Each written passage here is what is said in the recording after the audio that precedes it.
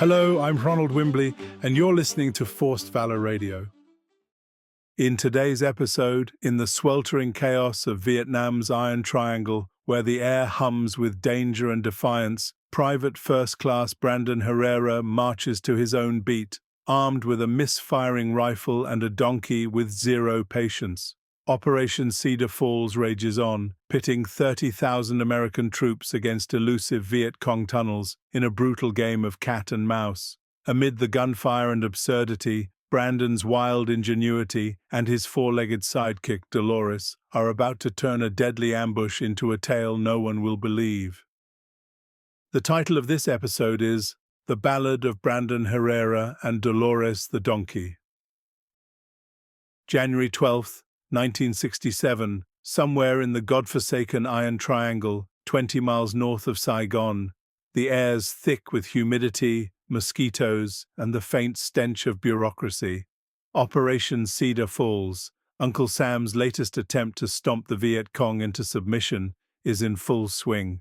30,000 grunts, including the 1st Infantry Division and 173rd Airborne, are crawling through the Cu Chai jungle, torching villages and poking sticks into VC tunnels like it's a twisted game of whack-a-mole. Spoiler, the moles are winning.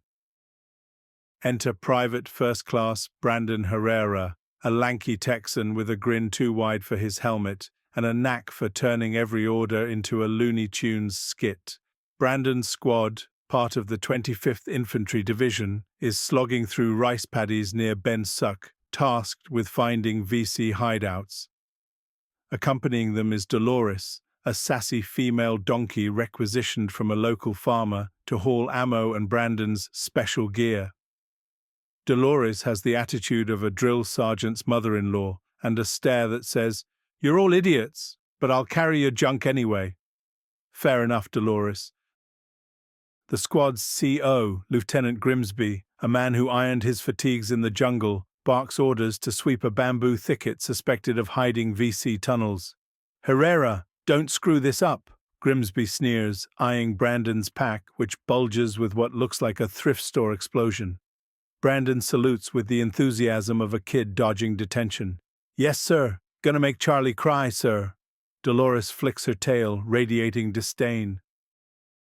Now, Brandon's no Rambo. His weapon of choice isn't the standard M16, but a rusty AK-47, a Korean War antique he claims he liberated from a Saigon pawn shop run by a shady ex-ROK sergeant.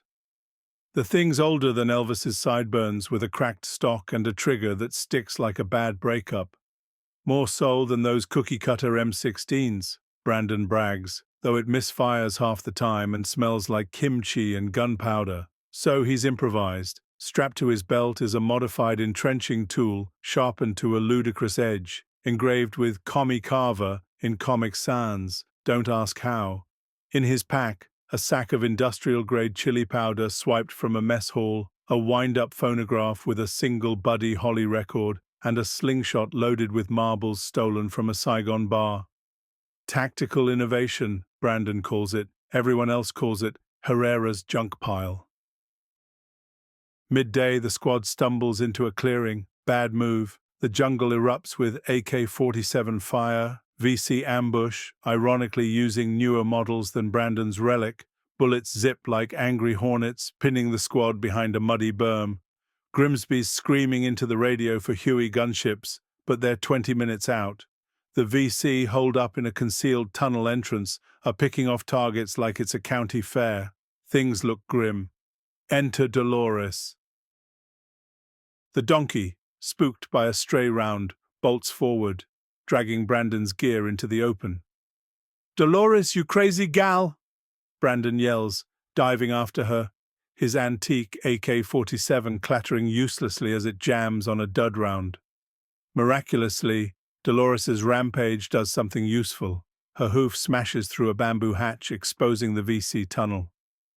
The enemy pauses, stunned, as dirt and splintered bamboo rain down.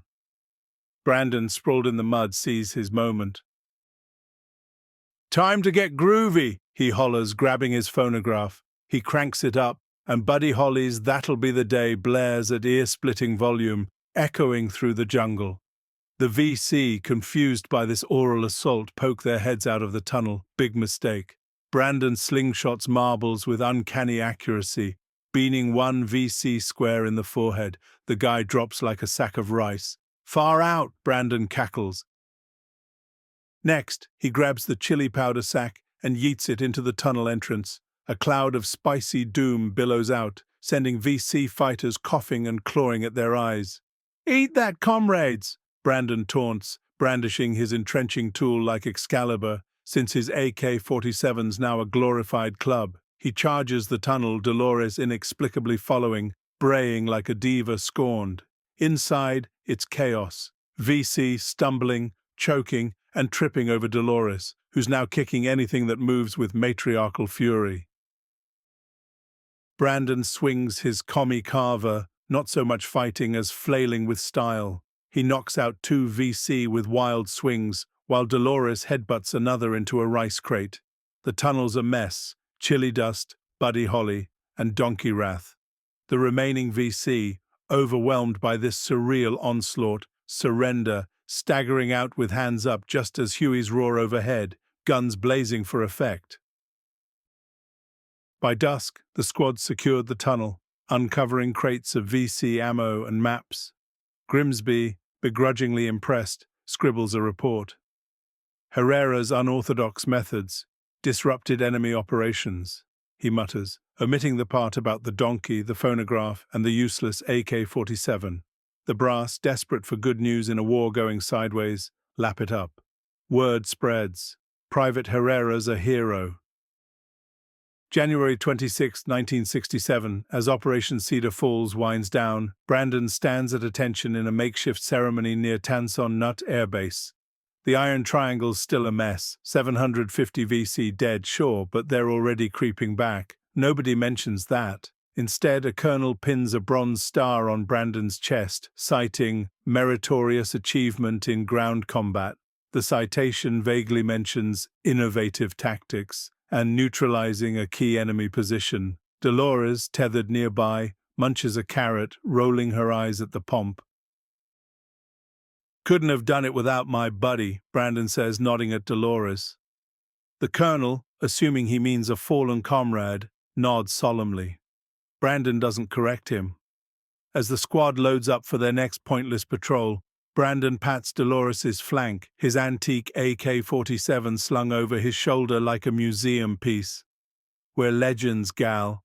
Dolores snorts, as if to say, "Speak for yourself, kid."